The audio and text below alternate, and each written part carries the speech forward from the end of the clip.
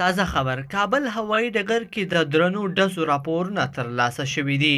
یو شمېر نړیوالو او افغان رسنیو ویلي چې نن دوشنبه سهار کابل هوایي ډګر کې ډزې شوي دي او یو شمېر کسانو ته مرګ ژوبله هم اوښتې ده.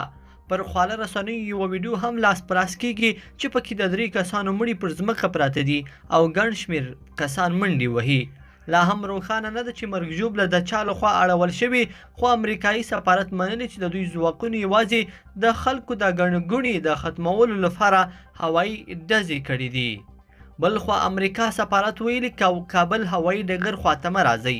کابل کې د امریکا سفارت خپلو اتباعو او هغو کسانو ته چې غوښتل له کابل هوایي سفر وکړي خبرداری ورکړي چې پلازمینې کې امنیتي وضعیت لا هم ترنګلی دی او هیڅوک دې تر هغې د هوایي ډګر خواته نه ورځي تر څو چې دوی حال نه وي ورکړی.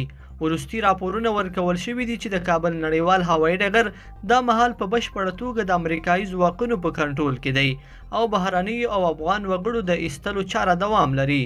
د بهرنیانو ترڅنګ زرګونه عام وګړي هم یکشنبه ناوخته او دوشنبه سهار کابل هوایي ډګر ته رسېدلي وو.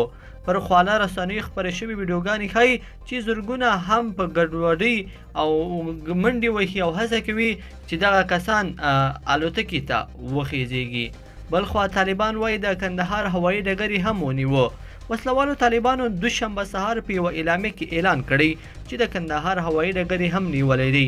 یو شمېر افغان ځواکونه او چارواکي له څو ورځې راهیسې دې هوایي ډګر کې محاصره او ایثار پاتې وو. طالبان وایي زرګونه افغان ځواکونه هم دوی ته تسلیم شوي دي. خپلواکو سرچینو لا هم په دې اړه څه نه دي ویلي. لیدونکو په دې هیله چې دا مطلب به مو راسره تر پایه پورې لیدلی وي. که مو دا ویډیو خوښه شوې ویډیو لایک کړئ او چینل سبسکرایب کړئ. تر بیا ښه وخت.